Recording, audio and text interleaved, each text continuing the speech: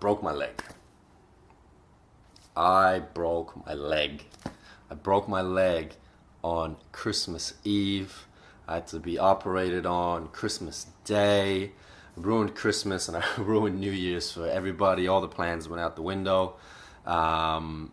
And I was going to write a little bit about the recovery process in a blog, but because I literally have nothing else to do and because I've been watching an enormous amount of YouTube, I decided that this was a great opportunity to get back into making some video content, get back into doing something on my YouTube channel. So here is a video of the top 5 things you will learn.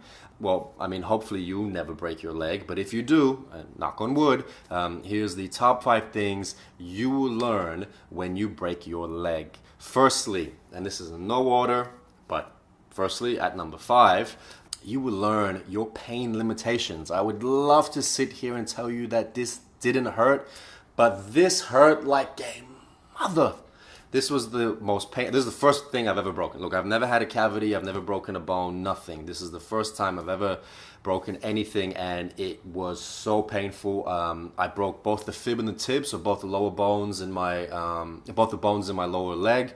I broke them in a spiral fracture, which means they cracked at the bottom, and then the break spiraled up all the way through the bone.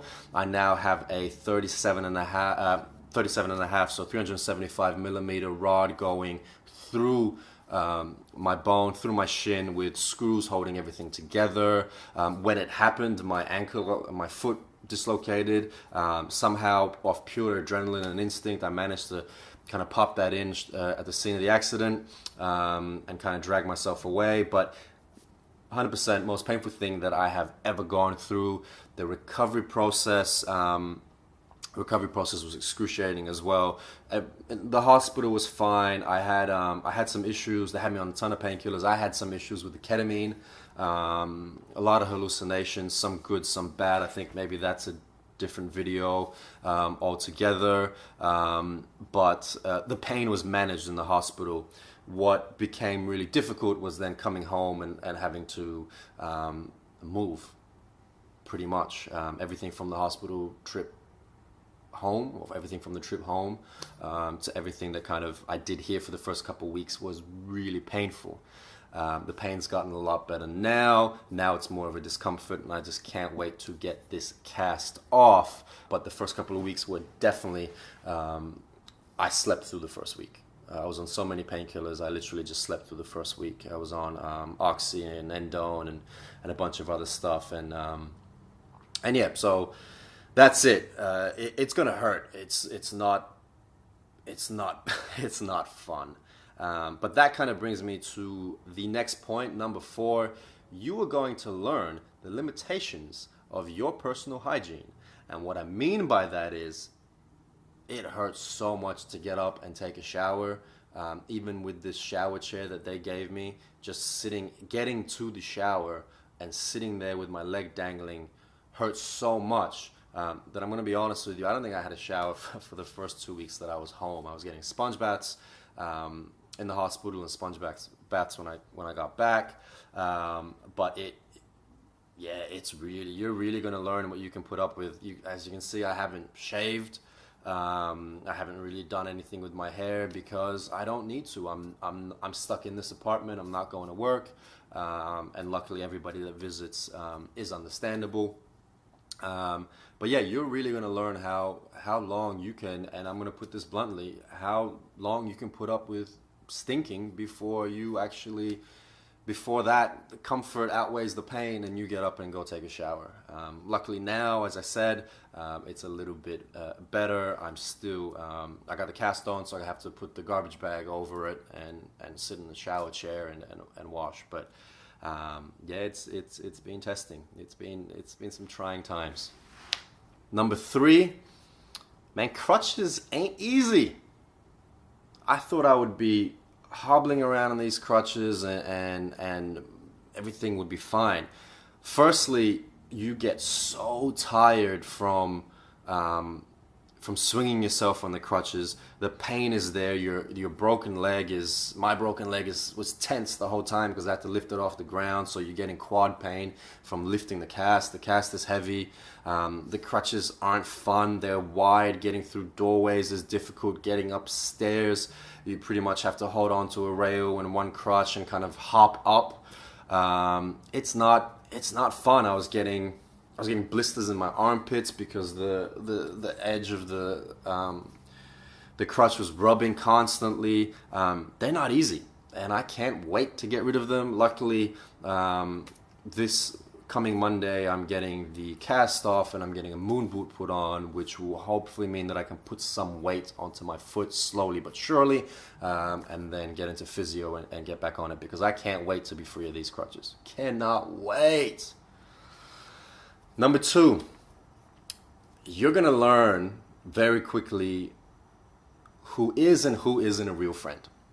I don't want to be too negative, and it certainly goes both ways. I had some amazing people, my girlfriend obviously, and some amazing friends that visited me in hospital day in and day out, and I appreciate that, guys. I know how difficult that is, especially over the Christmas and New Year period, and I cannot be more thankful. I had great emails and SMSs and calls of support from work colleagues, and then I had some really unexpected messages on social media from people that I hadn't seen in a long time, or didn't necessarily think that we had that type of relationship, but sent me some really good messages that kind of that boosted my morale at that time. But then you get the people that are like, oh, I'll visit you next week, or I'll visit you tomorrow, or I'll visit you this weekend, or whatever, and it's always next week and this weekend, and they just don't visit, and that's fine. I understand that people are busy, but like I said, you quickly, I don't want to shit on anyone, but I really appreciate the people that went out of their way to visit and to stay in touch and to help, because A, it was Christmas time and New Year's time, and B, even now in recovery, it's boring. I'm stuck in this room. There's only so much PlayStation that you can play. There's only so many shows on Netflix that you can watch. It gets boring. So you quickly find out who's there for you. My girlfriend has been amazing. She's washed me, clothed me, cooked for me, looked after me. We had just moved into this apartment, so everything was kind of new. And like I said, I pretty much ruined any plans that we had for Christmas or New Year. So that was amazing. We had some, going back to the personal hygiene stuff, there were definitely a couple of trying moments for the both of us, but we managed to get through it. And then weird things happened. People unfollowed me on Instagram that normally followed me, and I think the only thing I can explain it was I was posting too many photos from hospital, or I wasn't posting enough of my usual food, partying, and motorcycles and whatever else I started posting some real things, and I don't know if you can hear that. My turtle just made a splash. Some people unfollowed me on social media because I can only assume that the content that I was posting wasn't up to what they wanted to consume daily. I found that weird. I didn't expect that, but that's fine. The best thing is, you find out who loves you and who's there for you, and that was fantastic. And it's good to know these things. So thank you to everybody that visited and has visited since and has helped me. My girlfriend and I went to brunch at Kettle Black. One of the first outings that I had about a week and a half ago, and these two random girls came up to me after we finished our meal. We'd already paid. They didn't realize that. They came up to me after we finished our meal and said, "Look, you're obviously in a lot of pain. We'd like to pay for your breakfast or for your meals." Which I thought was, I'd already paid, but I thought that gesture was just amazing, and small things like that.